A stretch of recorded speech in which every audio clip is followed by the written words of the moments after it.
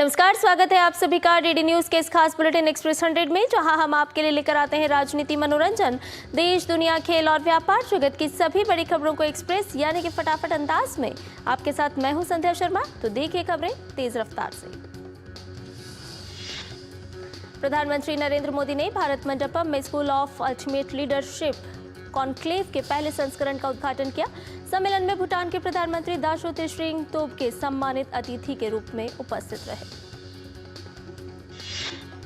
इस अवसर पर पीएम मोदी ने कहा, विकसित भारत की विकास यात्रा में स्कूल ऑफ अल्टीमेट की स्थापना अहम, हर क्षेत्र से बेहतरीन लीडर का प्रवेश है समय की मांग।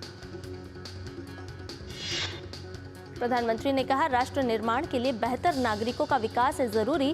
व्यक्ति निर्माण से ही होता है राष्ट्र निर्माण। मानवीय सामर्थ्य जन शक्ति में है सबसे बड़ा सामर्थ्य। पीएम ने कहा, अप्रोच ग्लोबल होने के साथ ही लोकल भी हो। उन्होंने कहा कि हमें अंतर्राष्ट्रीय जरूरतों को एड्रेस करने वाले ऐसे लोग चाहिए जो इंडियन माइंड के साथ इंटरनेशनल माइंड के साथ आगे बढ़ें।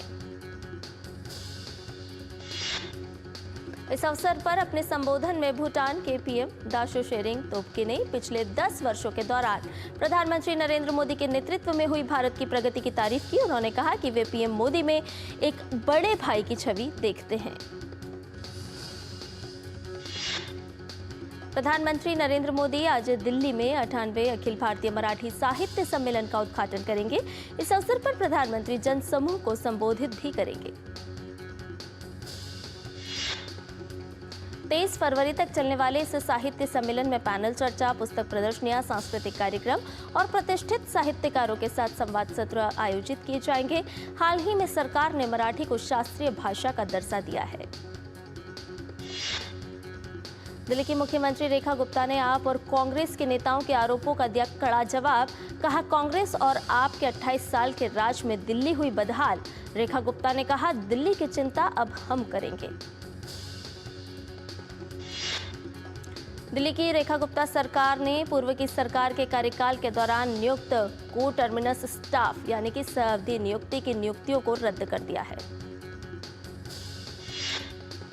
दिल्ली सरकार सेवा विभाग ने एक आदेश जारी कर इस बाबत सूचना दी है। कुछ दिन पहले ही सभी विभागों में पूर्व सरकार की ओर से नियुक्त नॉन ऑफिशियल स्टाफ की लिस्ट तैयार करने के आदेश दिए गए थे। उत्तर प्रदेश के मुख्यमंत्री योगी आदित्यनाथ ने होली और अन्य आगामी त्योहारों के शांतिपूर्ण आयोजन की तैयारियों को लेकर राजधानी लखनऊ में की एक उच्च स्तरीय समीक्षा बैठक। योगी आदित्यनाथ ने कहा, सभी धर्म के लोगों की आस्था का सम्मान किया जाना चाहिए, लेकिन अराजकता को कतई स्वीकार नहीं किया जाएगा। अधिकारियों को संवेदनशील क्षेत्रों को चिन्हित कर संदिग्ध लोगों पर नजर रखने के दिए निर्देश। 1984 के सिख विरोधी दंगों से जुड़े एक मामले में राउज एवेन्यू कोर्ट द्वारा दोषी करार दिए गए कांग्रेस नेता सज्जन कुमार सजा को लेकर आज आएगा फैसला। दिल्ली पुलिस ने सज्जन कुमार के खिलाफ फांसी की सजा की मांग की है। पुलिस ने कोर्ट में दाखिल लिखित दलीलों में कहा है कि वो मामला निर्भया केस भी कहीं ज्यादा संगीन है। इससे पहले राउज एवेन्यू कोर्ट में 18 फरवरी को हुई सुनवाई में लिखित दलील में फांसी की मांग की गई थी। जमीन के बदले नौकरी से जुड़ा करप्शन का मामला में सीबीआई की ओर से दाखिल सप्लीमेंट्री चार्जशीट पर संज्ञान लेने को लेकर राउज एवेन्यू कोर्ट ने अपना आदेश सुरक्षित रखा। कोर्ट इस मामले में 25 फरवरी को आदेश सुनाएगा। सीबीआई ने लालू यादव समेत 78 लोगों के खिलाफ सप्लीमेंट्री चार्जशीट दाखिल की है। लालू प्रसाद यादव पर रेल मंत्री रहते कई लोगों को रेलवे में नौकरियां देने और उसके बदले में उनकी जमीनें अपने परिवार के नाम लिखवाने का आरोप है। केंद्रीय मंत्री गजेंद्र सिंह शेखावत ने 21 gun salute Concours d'Elegance के 11वें संस्करण में भाग लिया और विंटेज और क्लासिक कार रैली को हरी झंडी दिखाई। ये रैली इंडिया गेट से शुरू होकर एम्बियंस गोल्फ ग्रीन्स गुरुग्राम पहुंचेगी। आज से शुरू हुआ यह आयोजन 23 फरवरी तक चलेगा। इस दौरान कई दुर्लभ विंटेज कारें और हेरिटेज मोटरसाइकिल का होगा दीदार। अचानक दिल का दौरा पड़ने से बढ़ती मौतों पर मोदी सरकार गंभीर। केंद्र सरकार ने भविष्य में ऐसी घटनाओं को रोकने के लिए 9वीं कक्षा से प्रारंभिक जीवन रक्षक प्रशिक्षण शामिल करने का निर्णय लिया। उपराष्ट्रपति जगदीप धनखड़ 22 फरवरी को महाराष्ट्र में छत्रपति संभाजी नगर के 1 दिवसीय दौरे पर रहेंगे। इस दौरान उपराष्ट्रपति डॉक्टर बाबा साहेब आम्बेडकर मराठवाड़ा विश्वविद्यालय के 65वें दीक्षांत समारोह में मुख्य अतिथि के रूप में शामिल होंगे। उपराष्ट्रपति जगदीप धनखड़ एलोरा में घृणेश्वर मंदिर में पूजा अर्चना करेंगे और विश्व प्रसिद्ध एलोरा गुफाओं कैलाश गुफा का भी दौरा करेंगे।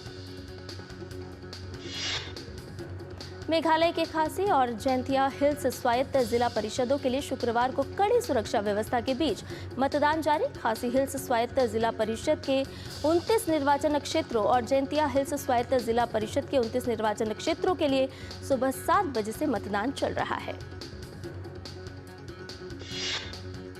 एचएडीसी चुनाव में 158 उम्मीदवार जबकि जेएचडीसी चुनाव में 114 उम्मीदवार चुनावी मैदान में है। स्वतंत्र और निष्पक्ष मतदान के लिए सुरक्षा बलों की पर्याप्त तैनाती भी की गई है। मतगणना 24 फरवरी को होगी।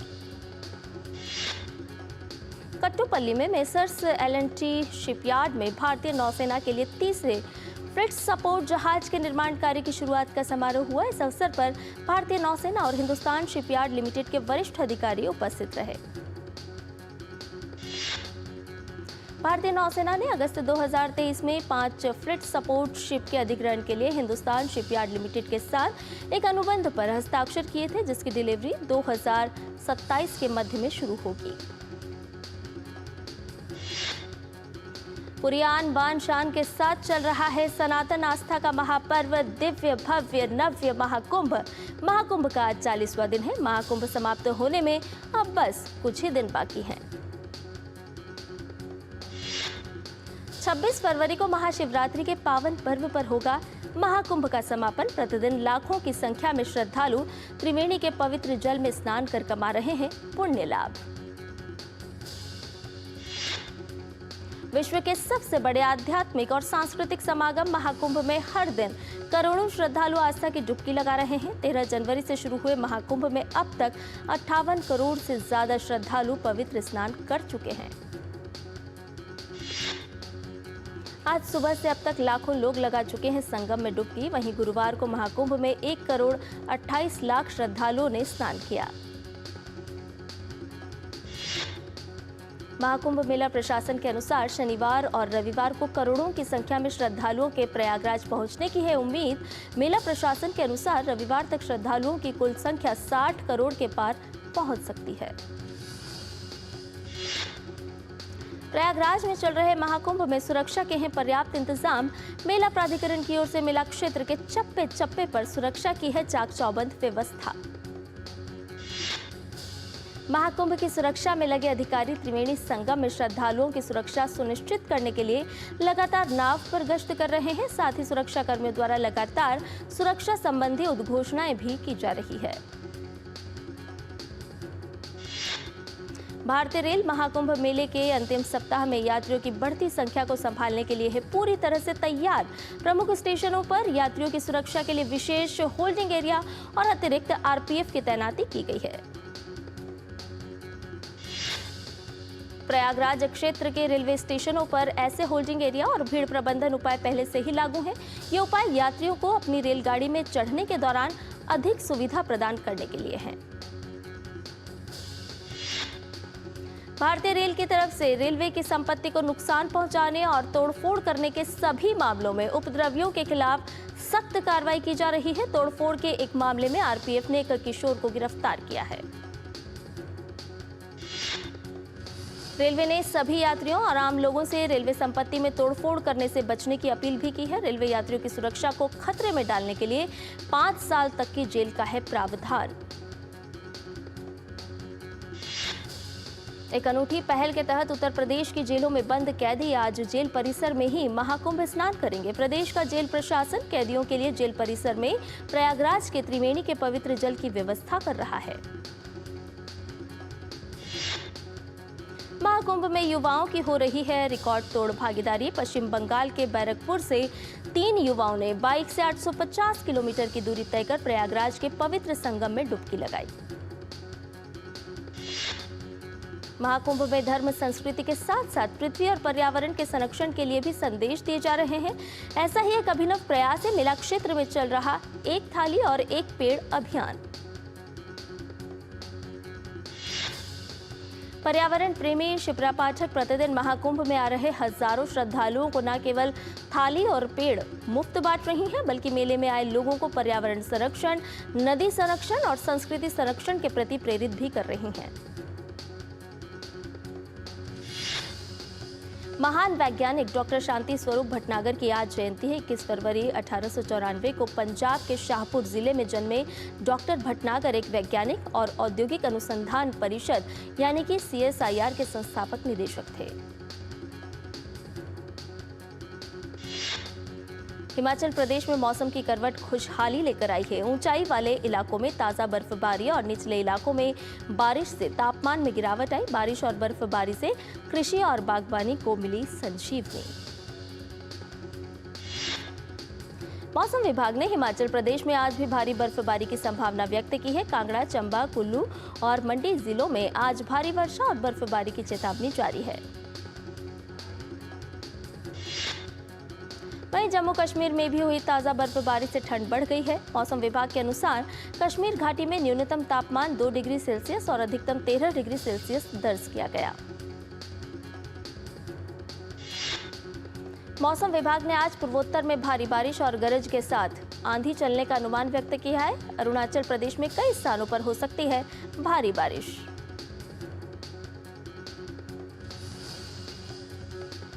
और केंद्रीय मंत्री शिवराज सिंह चौहान इस वक्त एक पत्रकार वार्ता को संबोधित कर रहे हैं। आइए आपको सुनवाते हैं। लेकिन इस कार्यक्रम का आयोजन केवल बिहार में नहीं होगा। बिहार में तो हर स्तर पर कार्यक्रम का आयोजन हो रहा है। जिला स्तर पर, ब्लॉक स्तर पर, ग्राम पंचायत के स्तर पर, और केवल बिहार नहीं, देश के कई राज्यों में राज्य सरकारें पंचायत स्तर तक इस कार्यक्रम का आयोजन कर रहे हैं। मतलब वर्चुअली पंचायत से भी किसान जुड़ेंगे सीधे प्रधानमंत्री जी को सुनने के लिए। सभी राज्यों के मुख्यमंत्रियों को आमंत्रित हमने किया है कि अपने अपने राज्य में कार्यक्रम में भाग लें।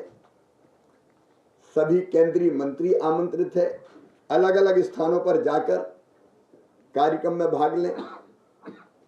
731 कृषि विज्ञान केंद्रों में भी कार्यक्रम का आयोजन होगा। राज्यों के कृषि मंत्री और बाकी मंत्री भी, फिर माननीय सांसदगण और विधायकगण भी अपने अपने संसदीय क्षेत्रों या विधानसभा क्षेत्रों में इस कार्यक्रम से जुड़ने वाले हैं। इस कार्यक्रम का सीधा प्रसारण डीडी किसान, माईगव पर वेबकास्ट, ब्लॉक विकास कार्यालय, ग्राम पंचायत, यूट्यूब, एक्स, फेसबुक, कृषि विज्ञान केंद्र और देश भर के 5 लाख से अधिक कॉमन सर्विस सेंटर पर भी किया जाएगा। और मुझे विश्वास है देश भर से लगभग 2.5 करोड़ किसान भौतिक और वर्चुअली इस कार्यक्रम से जुड़ेंगे। मित्रों, किसान सम्मान निधि ने छोटे किसानों की जिंदगी बदली है। 2019 से पहले ऐसी कोई योजना नहीं थी। यूपीए ने, कांग्रेस ने कई वर्षों तक सरकारें चलाई, लेकिन किसान के खाते में सीधे सहायता देने का काम बात तो करते रहे, कभी उनकी सरकारों ने नहीं किया। आप जानते हैं कि इस योजना के अंतर्गत सीधे 6,000 रुपए 3 किस्तों में किसान के खाते में अंतरित किए जाते हैं। और अब तक लगभग 3.46 लाख करोड़, 3.46 लाख करोड़ 3,46,000 करोड़ रुपया किसानों के खाते में अंतरित किए जा चुके हैं और 19वीं किस्त जारी होते ही 3,68,000 करोड़ रुपया किसान के खाते में पहुंचेंगे। दुनिया की सबसे बड़ी डीबीटी की योजना है ये। पहले छोटे किसानों को बोनी के समय खाद की, बीज की, छोटे छोटे आदानों की बड़ी दिक्कत होती थी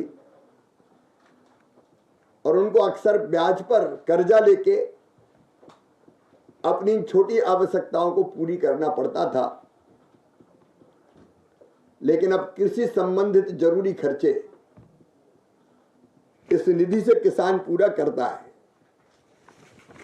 अंतर्राष्ट्रीय खाद्य नीति अनुसंधान संस्थान IFPRI ने पीएम किसान का स्वतंत्र अध्ययन किया, जिसमें यह पता चला कि इस योजना के तहत प्राप्त धनराशि ने किसान की ऋण बाधाओं को दूर करने में मदद की और ग्रामीण आर्थिक विकास में भी उत्प्रेरक का काम किया। किसान को इनपुट डालने में भी मदद की है, जोखिम लेने की क्षमता भी बढ़ी है। मैं प्रधानमंत्री जी को इसके लिए भी धन्यवाद देता हूं कि अब किसान क्रेडिट कार्ड पर अधिकतम 3 लाख रुपया किसान को केसीसी पर मिलता था 4% ब्याज पर। अब वो सीमा बढ़ा के 5 लाख रुपया कर दी गई है। विशेषकर हॉर्टिकल्चर की फसलों पर जो किसान काम करते हैं, खेती करते हैं, उनको ज्यादा निवेश की जरूरत होती है। अब वो 5 लाख रुपए तक की राशि प्राप्त कर सकेंगे। मित्रों, हमने लगातार पात्र किसानों को लाभ मिले इसके अभियानों को चलाया है, लेकिन प्रधानमंत्री जी इस कार्यक्रम के अतिरिक्त भागलपुर में कुछ और कार्यक्रम संपन्न करेंगे। एक बिहार के बरौनी में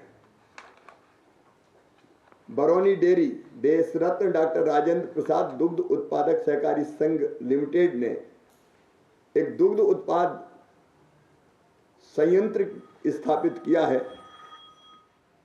तो किसान कल्याण के लिए प्रतिबद्ध है केंद्र सरकार। कृषि मंत्री शिवराज सिंह चौहान जानकारी दे रहे थे तमाम योजनाओं के बारे में। साथ ही बता रहे थे कि प्रधानमंत्री नरेंद्र मोदी आगामी समय में बिहार के भागलपुर में एक वृहद कार्यक्रम में पहुंचेंगे, जहां पर 2,500 करोड़ किसानों के पहुंचने की संभावना है। साथ ही साथ देश भर के किसान वर्चुअल माध्यम से भी जुड़ेंगे। और फिलहाल रुकने एक छोटे से ब्रेक के लिए जल्द हाजिर होंगे।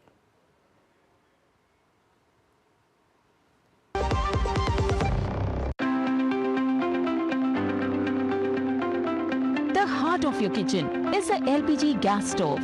My ISI and BIS certified LPG stove is the source of heat needed to cook my favorite meals, so I can safely and happily enjoy cooking. जब धरती चीर कर निकलता है लोहे का पत्थर और मिलता है मोंगिया के जोश से, फिर तपता है, पिघलता है और बनता है फौलाद। अब होता है सरिया सारी खूबियों के साथ। मोंगिया स्टील, मजबूत देश का मजबूत सरिया। और ब्रेक के बाद एक्सेस 100 में आपका एक बार फिर से स्वागत है। प्रधानमंत्री इंटर्नशिप योजना पायलट चरण के दूसरे राउंड के शुभारंभ के साथ आवेदन एक बार फिर आमंत्रित किए जा रहे हैं। दूसरे राउंड में भारत के 730 से अधिक जिलों में स्थित शीर्ष कंपनियों में 1 लाख से अधिक इंटर्नशिप के अवसर प्रदान किए जा रहे हैं। भारतीय सॉफ्टवेयर टेक्नोलॉजी पार्क ने कोलकाता के सॉल्ट लेक में नई इंक्यूबेशन सुविधा शुरू की। डिजिटल पेमेंट ऐप गूगल पे से यूटिलिटी बिल पेमेंट करने पर अब एक्स्ट्रा चार्ज देना होगा। यूजर्स को अब डेबिट क्रेडिट कार्ड के जरिए गैस सिलेंडर बुकिंग, बिजली बिल भरने, डीटीएच रिचार्ज, फास्टैग रिचार्ज जैसी सर्विस के लिए पेमेंट करने पर 0.5 से 1% प्लेटफॉर्म फीस देनी होगी। ई मोबिलिटी, एनर्जी स्टोरेज और हाइड्रोजन पर केंद्रित प्रमुख उद्योग निकाय इंडिया एनर्जी स्टोरेज अलायंस के अनुसार 2030 में भारतीय सड़कों पर ईवी की संचयी संख्या 2.8 करोड़ को पार करने की संभावना है। वित्त वर्ष 2025-26 में भारतीय ऑटो कंपोनेंट इंडस्ट्री का राजस्व 8 से 10% तक बढ़ने का है अनुमान। भारत 2047 तक 23 से 35 ट्रिलियन डॉलर के जीडीपी के साथ हाई इनकम वाले देश में तब्दील हो जाएगा। 8 से 10% की निरंतर वार्षिक वृद्धि की वजह से यह संभव होगा। घरेलू शेयर बाजार में गिरावट का दौर जारी है। सेंसेक्स के शुरुआती कारोबार में 202.21 अंक की गिरावट के साथ 75,533.75 अंक पर, जबकि निफ्टी 63.5 अंक फिसलकर 22,849.65 अंक पर पहुंच गया। सरकार के मुख्य आर्थिक सलाहकार वी अनंत नागेश्वरन का कार्यकाल 31 मार्च 2027 तक बढ़ा दिया गया है। जॉब हायरिंग प्लेटफॉर्म इंडीड के हालिया सर्वेक्षण से पता चला है कि बड़ी संख्या में भारतीय कंपनियां कौशल आधारित नियुक्तियों पर जोर दे रही है। मारुति सुजुकी इंडिया की प्रवर्तक कंपनी सुजुकी मोटर कॉर्पोरेशन ने कहा कि वित्त वर्ष 2031 तक मारुति सुजुकी की यात्री कारों की सालाना बिक्री वित्त वर्ष 2024 में 17.9 लाख कारों से 41.9% बढ़कर 25.4 लाख हो जाएगी। भारत के ई कॉमर्स क्षेत्र का बाजार आकर 2035 तक 4 गुना से अधिक होकर 550 अरब डॉलर तक पहुंचने का अनुमान है। कीमतों पर नियंत्रण के लिए केंद्र सरकार ने गेहूं के थोक व्यापारियों के लिए गेहूं स्टॉक की सीमा 1000 टन से घटाकर 250 टन कर दी है। एयर इंडिया ने लुफ्तांसा समूह के साथ अपनी कोड शेयर साझेदारी के विस्तार की घोषणा की, जिसके तहत भारत के 12 शहरों और यूरोप के 26 शहरों में 60 अतिरिक्त मार्गों पर सेवाएं दी जाएंगी। मोबाइल फोन निर्यात से चालू वित्त वर्ष में भारत 1.80 लाख करोड़ रुपए से ज्यादा की कमाई कर सकता है। वित्त वर्ष 2040 तक 450 अरब डॉलर और वित्त वर्ष 2047 तक 700 अरब डॉलर तक कृषि और प्रसंस्कृत खाद्य उत्पादों का निर्यात होने का अनुमान। ट्राइफेड ने आदिवासियों के उद्यमिता विकास के लिए रिलायंस रिटेल, HCL फाउंडेशन और तोराजामुला और इंडोनेशिया के साथ समझौता ज्ञापन पर किए हस्ताक्षर। दिल्ली अंतर्राष्ट्रीय लेदर एक्सपो का 6वां संस्करण यशोभूमि में हुआ शुरू। विदेश मंत्री डॉक्टर एस जयशंकर ने जोहान्सबर्ग में रूस के विदेश मंत्री सर्गेई लावरोव से की मुलाकात। इसके अलावा विदेश मंत्री ने दक्षिण अफ्रीका के राष्ट्रपति सिरिल रामफोसा से G20 विदेश मंत्रियों के सम्मेलन से इतर की मुलाकात। विदेश मंत्री डॉक्टर एस जयशंकर ने वैश्विक भू राजनीतिक स्थिति की जटिलता को लेकर दुनिया भर के देशों का ध्यान खींचा। दक्षिण अफ्रीका के जोहान्सबर्ग में गुरुवार रात G20 विदेश मंत्रियों की बैठक को संबोधित करते हुए डॉक्टर एस जयशंकर ने कहा कि आर्टिफिशियल इंटेलिजेंस और इलेक्ट्रिक व्हीकल, अंतरिक्ष, ड्रोन या हरित हाइड्रोजन के अलग अलग विकास से स्पष्ट भू राजनीतिक निहितार्थ है। विदेश मंत्री डॉक्टर एस जयशंकर ने कहा कि भारत गाजा युद्ध विराम और बंधकों की रिहाई का स्वागत करता है। मध्य इजराइल के एक पार्किंग स्थल में खड़ी बसों में हुए विस्फोट के बाद आसमान में धुएं का गुबार छा गया। इजरायली पुलिस ने कहा कि 5 बम एक जैसे थे और टाइमर से लैस थे। वहीं कल गाजा युद्ध विराम समझौते के तहत इजराइल को पहली बार हमास द्वारा 4 बंधकों के शव सौंपे गए।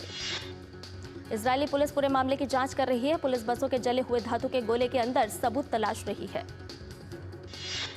व्हाइट हाउस के राष्ट्रीय सुरक्षा सलाहकार माइक वॉल्ट्स ने कहा कि अमेरिकी राष्ट्रपति डोनाल्ड ट्रंप जेलेंस्की से बहुत निराश हैं। अमेरिका के एरिजोना के माराना क्षेत्रीय हवाई अड्डे पर 2 छोटे विमानों के बीच हवा में टकराने से 2 लोगों की मौत हो गई। उत्तर कोरिया ने गुरुवार को 2021 में हस्ताक्षरित यूकॉस साझेदारी के तहत ऑस्ट्रेलिया के साथ परमाणु पनडुब्बी समझौते के लिए अमेरिका की आलोचना की। महाभियोग की कार्रवाई झेल रहे दक्षिण कोरिया के अपदस्थ राष्ट्रपति यून सुक योल गुरुवार को 2 अदालतों में पेश हुए।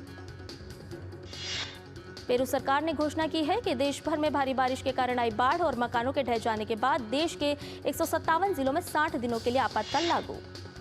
चैंपियंस ट्रॉफी में टीम इंडिया ने जीत से किया आगाज। अपने पहले मुकाबले में भारतीय टीम ने बांग्लादेश को 6 विकेट से हराया। बांग्लादेश से मिले 229 रन के लक्ष्य को शुभमन गिल के शतक की मदद से 21 गेंद शेष रहते हासिल कर लिया गया। बांग्लादेश के खिलाफ 5 विकेट लेकर मोहम्मद शमी ने विश्व रिकॉर्ड बनाया। टीम इंडिया के कप्तान रोहित शर्मा ने वनडे क्रिकेट में 11,000 रन किए पूरे। चैंपियंस ट्रॉफी में आज ग्रुप बी के मुकाबलों की शुरुआत होगी। अफगानिस्तान और दक्षिण अफ्रीका के बीच कराची में मुकाबला खेला जाएगा। पाकिस्तान के सलामी बल्लेबाज फखर जमा चैंपियंस ट्रॉफी से बाहर हो गए हैं। फखर जमा की जगह पाकिस्तान की टीम में इमाम उल हक को शामिल किया गया है। महिला प्रीमियर लीग में रॉयल चैलेंजर्स बेंगलुरु का सामना घरेलू मैदान पर मुंबई इंडियंस से होगा। FIH प्रो लीग में आयरलैंड के खिलाफ पेनल्टी कॉर्नर में सुधार के इरादे से उतरेगी भारतीय पुरुष hockey team. FIH pro league भारतीय महिला हॉकी टीम के सामने जर्मनी की चुनौती होगी। दूसरी वरीयता प्राप्त इगा श्वांतेक दुबई टेनिस टूर्नामेंट के क्वार्टर फाइनल में हारकर बाहर हो गई हैं। इटली के तुरीन में होने वाले स्पेशल ओलंपिक विश्व शीतकालीन खेल में भारत का 49 सदस्यीय दल हिस्सा लेगा। भारतीय दल में 30 खिलाड़ी और सहयोगी स्टाफ के 19 सदस्य शामिल हैं। भारतीय क्यू स्पोर्ट्स के स्टार पंकज आडवाणी ने 14वां एशियाई चैंपियनशिप खिताब जीत लिया है। भारत की महिला फुटबॉल टीम ने पिंक लेडीज कप 2025 में अपने अभियान की शानदार शुरुआत की। अर्जुन कपूर की कॉमेडी फिल्म मेरे हस्बैंड की बीवी सिनेमाघरों में हुई रिलीज। फिल्म में कुलप्रीत सिंह और भूमि पेडनेकर नजर आएंगी। सोनाक्षी सिन्हा और रणवीर सिंह की फिल्म लुटेरा 7 मार्च को सिनेमाघरों में होगी री रिलीज। मध्य प्रदेश के बाद अब छावा को गोवा में भी टैक्स फ्री किया गया। वेब सीरीज डब्बा कोटल 28 फरवरी को OTT पर होगी स्ट्रीम। वेब सीरीज क्राइम बीच OTT पर हुई स्ट्रीम। साकिब सलीम के अलावा शबा आजाद और राहुल भट्ट जैसे कलाकार आएंगे नजर। बॉबी देओल की वेब सीरीज आश्रम 3 पार्ट 2 27 फरवरी को OTT पर स्ट्रीम होगी। एक्टर रणदीप हुड्डा ने अगली फिल्म जाट के लिए डबिंग की शुरू। अभिनेत्री तमन्ना भाटिया की फिल्म ओडेला 2 30 जुलाई को होगी रिलीज। आशुतोष राणा और शिवा चड्ढा की फिल्म कौशल जी वर्सेस कौशल OTT पर हुई प्रीमियर। सनी देओल की 1996 में रिलीज हुई फिल्म घातक 28 फरवरी को होगी री रिलीज।